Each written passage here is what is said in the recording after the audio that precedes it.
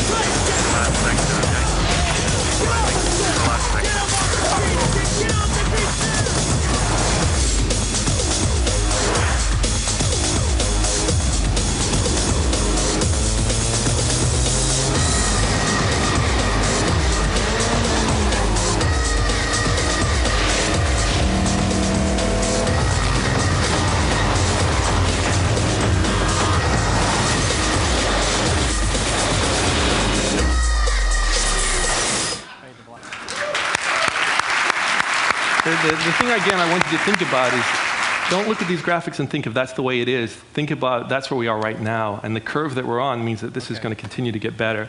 This is an example of the kind of graphics you need to be able to draw if you wanted to get a job in the video game industry today. You need to be really an incredible artist. And once we get enough of those guys, we're going to want more fantasy artists that can create places we've never been to before or characters that we've just never seen before. So the obvious thing for me to talk about today is graphics and audio, but if you were to go to a game developers conference, what they're all talking about is emotion, purpose, meaning, understanding, and feeling. You'll hear about talks like, can a video game make you cry? These are the kind of topics we really actually care about. I came across a student who's absolutely excellent at expressing himself, and this student agreed that he would not show his video to anybody until you here at TED had seen it. So I'd like to play this video. So this is a student's opinion on what his experience of games are. I, like many of you, live somewhere between reality and video games. Some part of me A true, living, breathing person has become programmed, electronic, and virtual. The boundary in my brain that divides real from fantasy has finally begun to crumble. I'm a video game addict, and this is my story.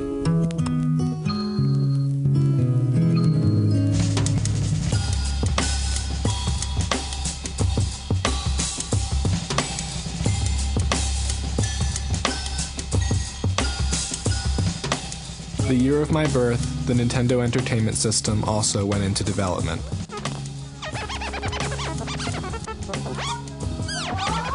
I played in the backyard, learned to read, and even ate some of my vegetables.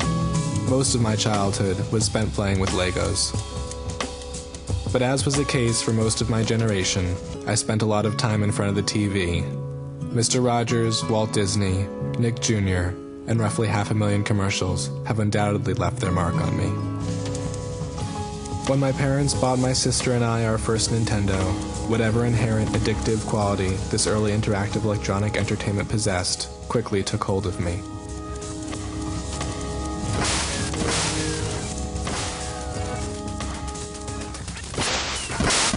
At some point, something clicked.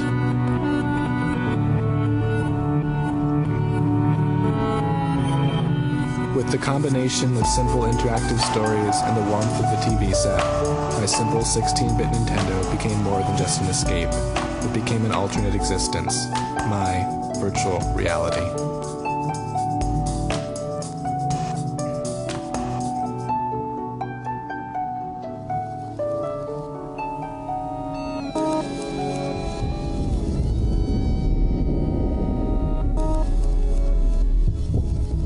I'm a video game addict, and it's not because of a certain number of hours I have spent playing or nights I have gone without sleep to finish the next level.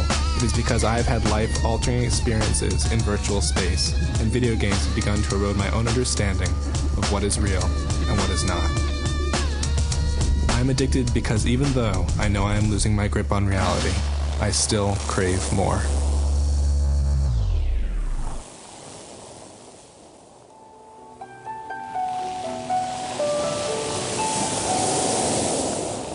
From an early age, I learned to invest myself emotionally in what unfolded before me on screen.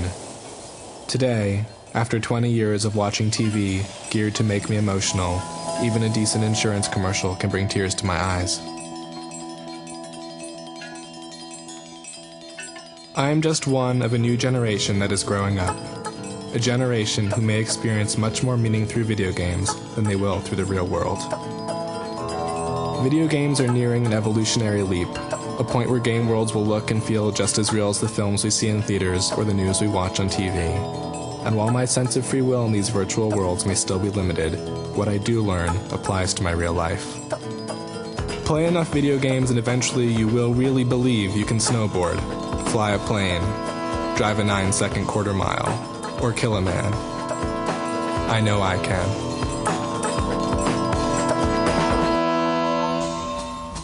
Unlike any pop culture phenomenon before it, video games actually allow us to become part of the machine. They allow us to sublimate into the culture of interactive, downloaded, streaming, HD reality. We are interacting with our entertainment. I have come to expect this level of interaction. Without it, the problems facing the real world, poverty, war, disease, and genocide, lack the levity they should. Their importance blends into the sensationalized drama of primetime TV. But the beauty of video games today lies not in the lifelike graphics, the vibrating joysticks, or virtual surround sound. It lies in that these games are beginning to make me emotional. I have fought in wars, feared for my own survival, watched my cohorts die on beaches and in woods that look and feel more real than any textbook or any nightly news story. The people who create these games are smart. They know what makes me scared, excited, panicked, proud, or sad, and they use these emotions to dimensionalize the worlds they create. A well-designed video game will seamlessly weave the user into the fabric of the virtual experience. As one becomes more experienced, the awareness of physical control melts away. I know what I want, and I do it. No buttons to push or triggers to pull, just me and the game. My fate and the fate of the world around me lies in my hands. I know violent video games make my mother worry. What troubles me is not that video game violence is becoming more and more like real-life violence, but that real-life violence is starting to look more and more like a video game.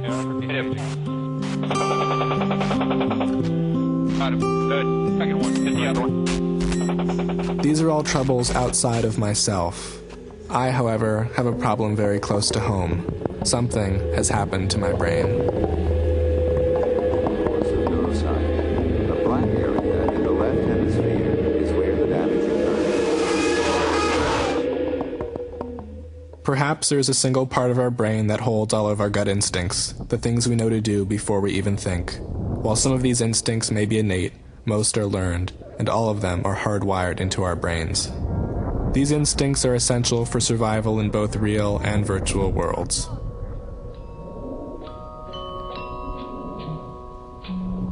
Only in recent years has the technology behind video games allowed for a true overlap in stimuli. As gamers, we are now living by the same laws of physics, in the same cities, and doing many of the same things we once did in real life, only virtually. Consider this. My real-life car has about 25,000 miles on it. In all my driving games, I've driven a total of 31,459 miles.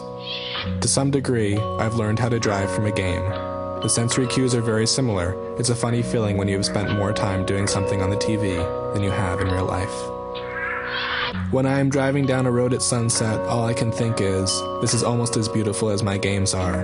For my virtual worlds are perfect, more beautiful and rich than the real world around us. I'm not sure what the implications of my experience are, but the potential for using realistic video game stimuli in repetition on a vast number of loyal participants is frightening to me. Today I believe Big Brother would find much more success brainwashing the masses with video games rather than just simply TVs. Video games are fun, engaging, and leave your brain completely vulnerable to reprogramming. But maybe brainwashing isn't always bad. Imagine a game that teaches us to respect each other or helps us to understand the problems we're all facing in the real world. There is a potential to do good as well.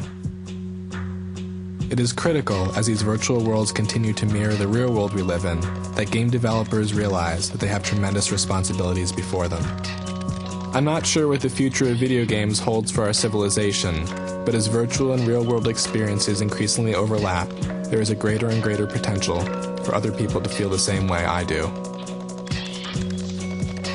What I have only recently come to realize is that beyond the graphics, sound, gameplay, and emotion, it is the power to break down reality that is so fascinating and addictive to me. I know that I am losing my grip. Part of me is just waiting to let go.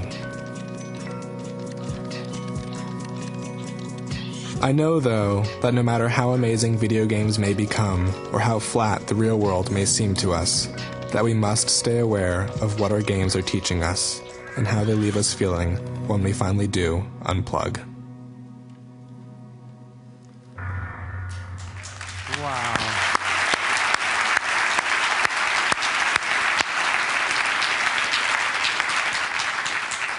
I found that video very, very thought-provoking, and that's why I wanted to bring it here for you guys to see.